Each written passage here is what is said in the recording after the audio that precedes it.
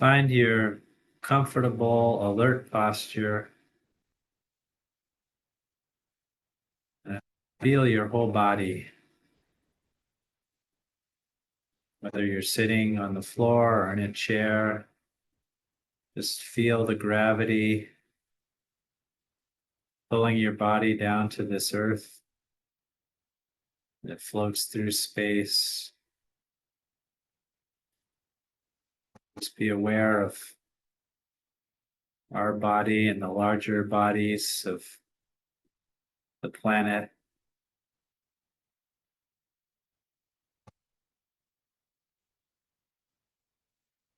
Feel your connection to the entire universe through your breathing. Breathing in, breathing out.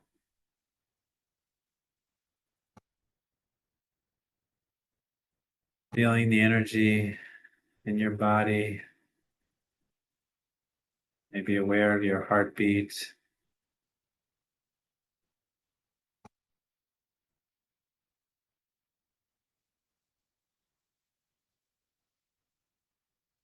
Different sensations from the body.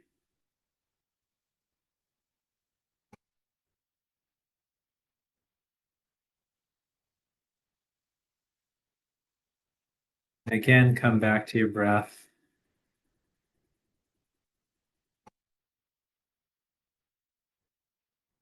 So the breath is used as a focus for meditation, an anchor when we get lost.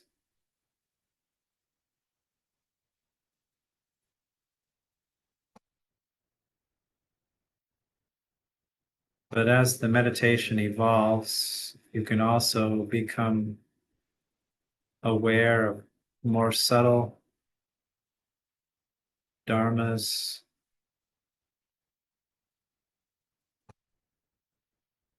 aware of how everything is changing from moment to moment.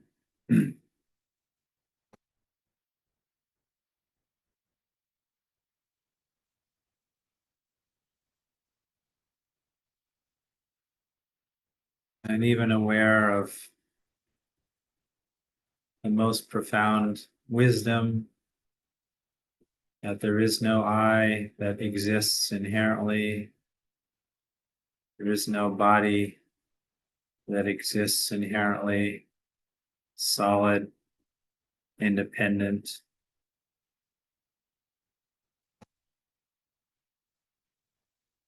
No thought,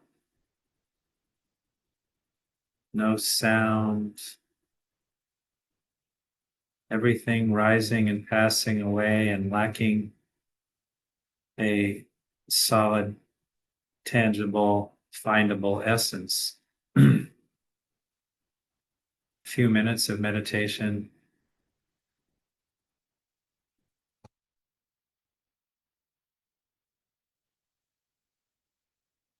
Explore that terrain of wisdom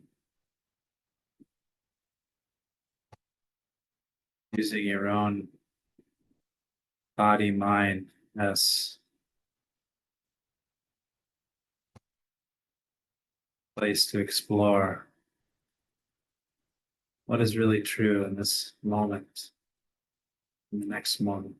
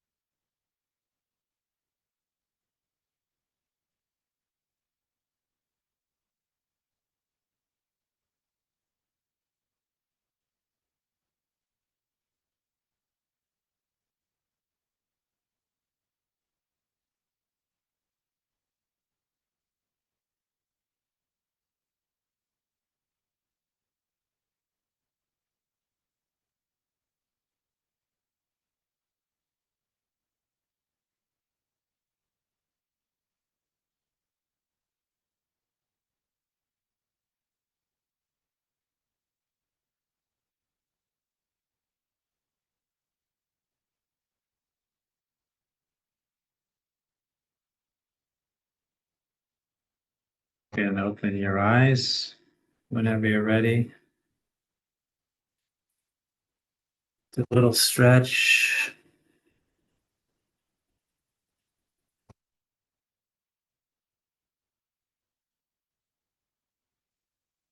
Just be satisfied with your meditation.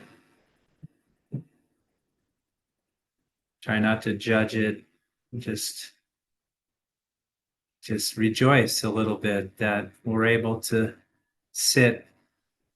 We have the leisure and fortune to practice the Dharma and explore our mind, try to develop our potential and seek not only our own highest happiness, but the happiness of all sentient beings, which is the best motivation for practice.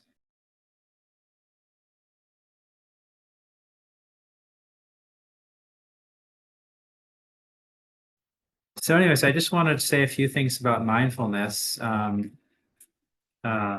so, there's a few different ways to approach the teachings on mindfulness. Um, so, in the Satipatthana Sutra, uh, there's a lot of contemplations on our body and feelings and mind objects. The four foundations. Um,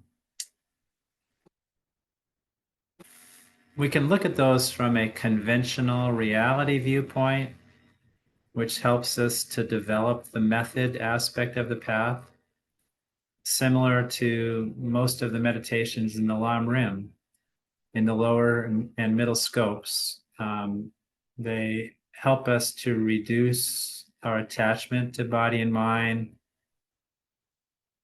help us to avoid anger and unskillful actions based on delusions. They help us uh, minimize negative karma and develop right livelihood and appropriate attention. We can be mindful of the 10 non-virtuous actions and avoid them, and be mindful of the 10 virtuous actions and rejoice as we develop them. So that's kind of like a general conventional mindfulness that, ideally as uh, practitioners, we're doing that 24/7, as much as possible. And, trying to be mindful um, of what our first thought of the day is when we wake up in the morning. Is it oh, I want my coffee, or oh, I'm so sleepy, or is it a more sophisticated, evolved form of mindfulness that's aware of a body without having this habitual aversion, especially when we get older, of waking up in the morning and feeling creaky and wondering how we slept, why we're not sleeping as well as we did when we were 20 or 30 or something. Um, so there's many ways to develop mindfulness during the day um, that just kind of keep us on the path. And then, the second deeper level of is when we use mindfulness to generate insight into the nature of ultimate reality via vipassana meditation. Um, so Venerable Analayo in his book on Satipatthana writes that it's possible to attain realization through investigation of only one of the four foundations of mindfulness. Um,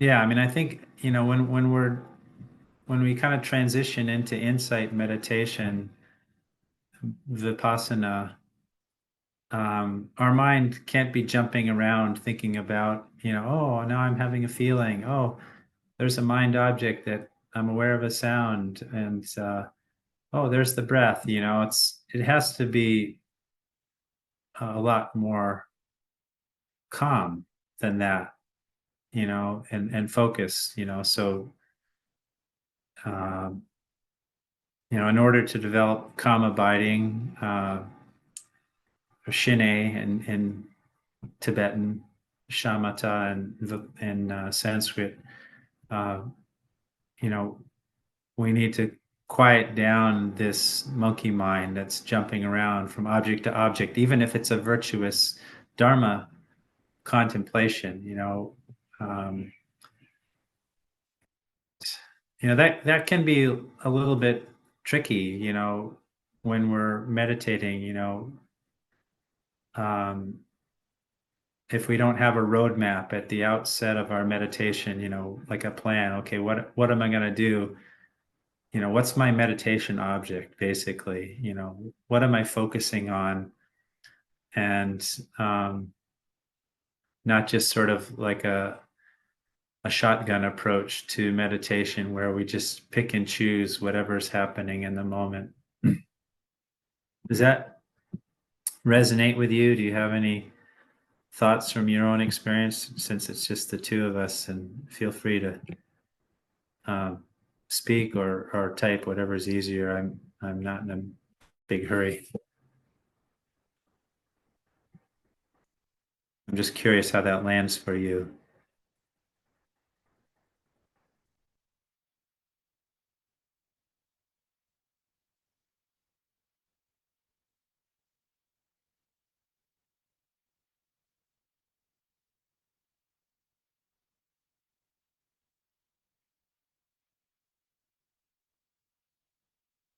You're already enlightened.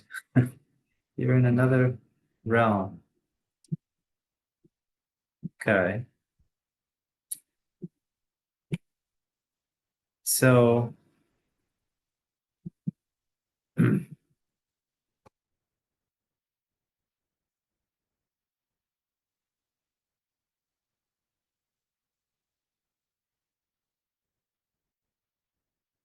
guess there must be a delay in the internet. Oh, okay. I'm talking for me. You're at work. Okay. So, Venerable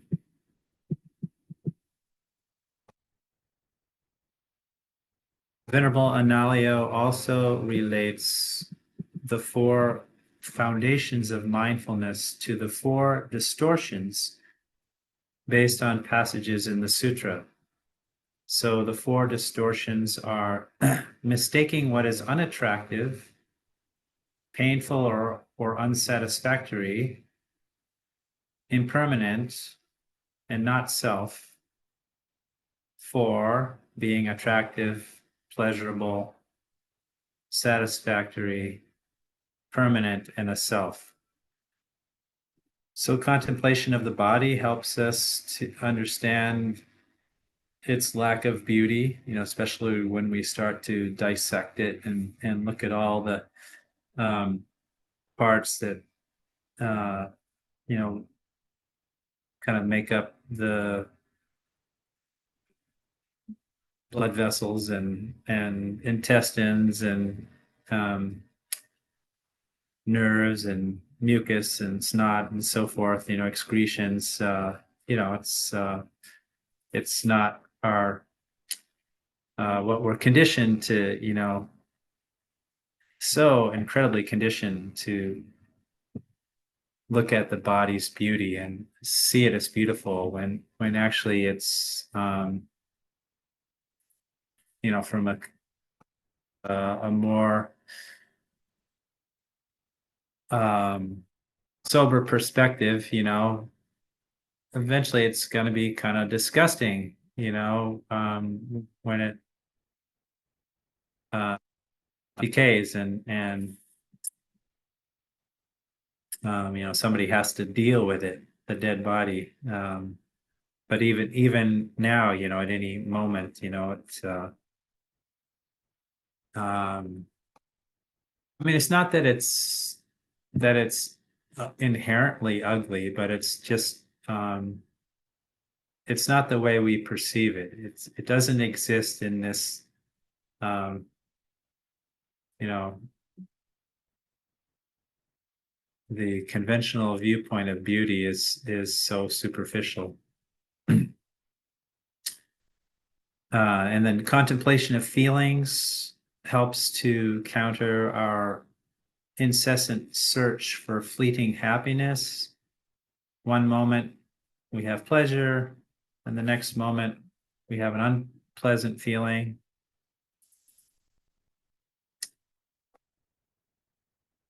The constantly changing states of mind helps us to understand impermanence, the impermanent nature of all subjective experiences, and then the contemplation of dhammas, or mind objects, mental phenomena, helps us to understand that the notion of a concrete, substantial, inherently existent, and permanent self is nothing but an illusion.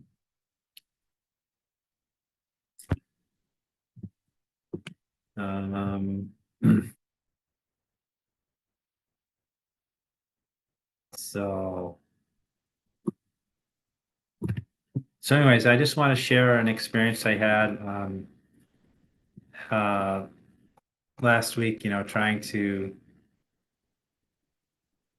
invoke the mindfulness teachings during my day. I went to City Hall to give public comment on a couple different bills here in Seattle before the city council. And so it relates to mindfulness a couple different ways. So I'm sure you've probably heard about the opioid epidemic nationwide, but also here in Seattle, it's many people are dying, and there's many associated social problems with people who aren't getting the help they need, living on the streets. Um, and so um, so one of the bills at City Hall was to criminalize drug use in public, and I went to speak um, against this bill because so much research has shown that it only makes the problem worse. People who get out of jail after serving time for drug use go right back to using, and they're like 100 times more likely to die of an overdose after getting out of prison.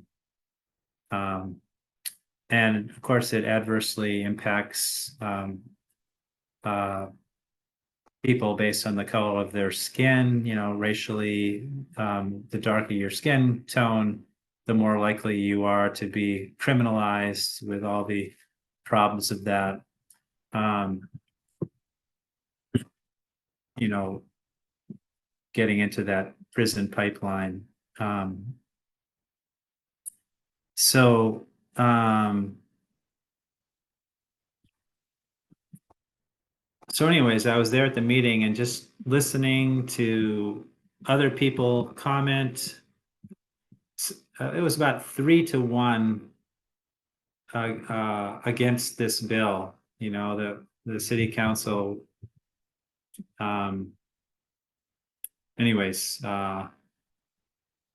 most people were speaking against the bill, as I was, but some people were speaking for it, saying, "Oh, we have to do something," and it doesn't matter if it's perfect, but we got to do something. And bringing it back to mindfulness, it just made me aware of how we perceive things in the world. You know, do we have, let's just say, we encounter somebody using drugs on the street. What's our first reaction? And is it based on some objective criteria, or is it based on just like a gut reaction of, our accumulated conditioning, basically. Um, and it seems pretty clear to me that it's the latter for most of us who haven't, really developed our mind or um, developed our compassion, but also, it's important to understand the issue and not, um, it kind of relates in a way to our, um, basically there's kind of a narrow zone of comfort that most people go through the world, and if anything's outside their zone of comfort, they tend to not want to um, look at that, and um, and it brings up uncomfortable feelings in them, fear of, you know something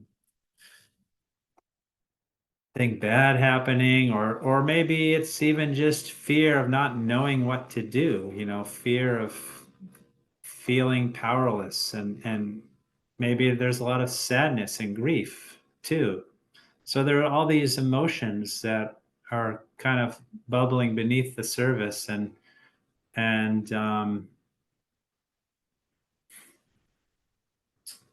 if we want freedom, we have to understand our emotional hot buttons and start to unplug them one by one so that we can develop a wise and compassionate response.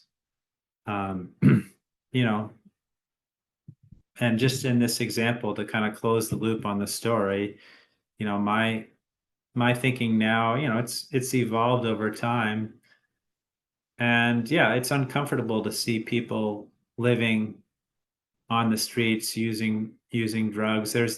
Um, there's a natural, um, there's a subjective bias, selective bias. I forget. There's a term. Um,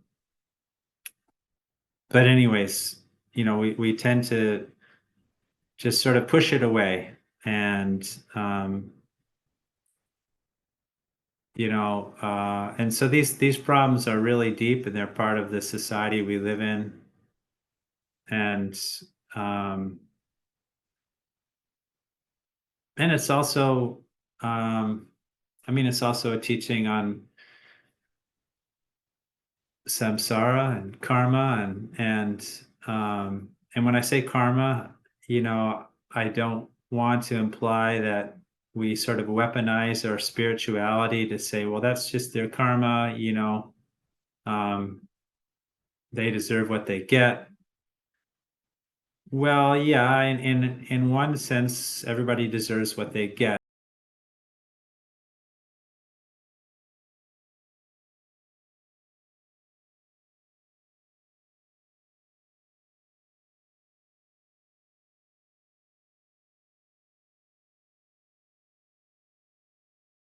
But that doesn't mean that it's appropriate for us to close our hearts to other beings, because we're related to everybody.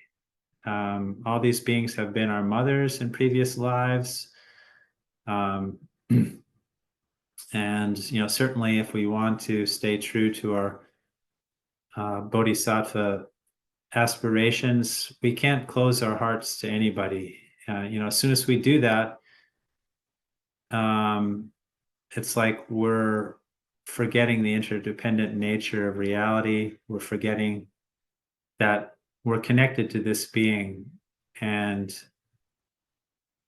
it's a powerful opportunity to help another being. Um, Maybe we can't help them in the spot, with some magical solution. Um, so, anyways, I'll just leave it there because I think it's important as Buddhists to not just see it as some kind of practice we do in our living room for a couple hours a day or 20 minutes.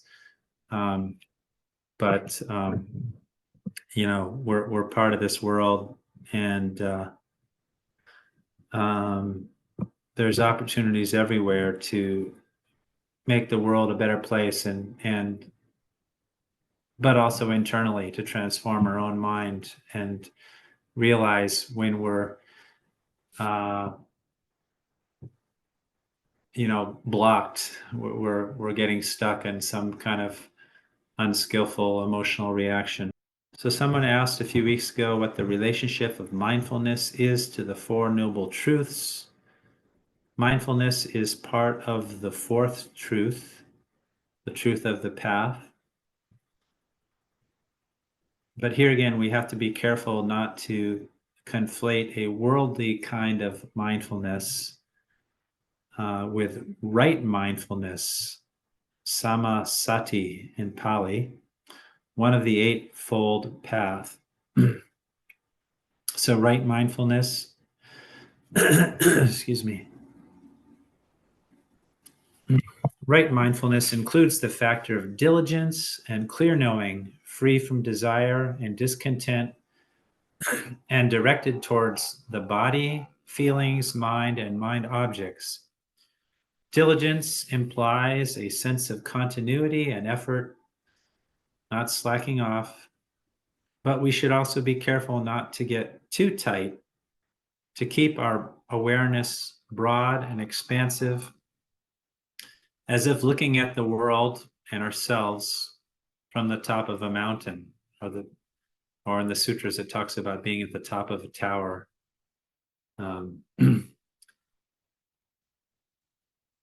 So I'll stop here and just keep practicing. Be mindful of when you've lost mindfulness, and then simply be mindful again without heaping blame or self-deprecation upon yourself, and keep walking on the path.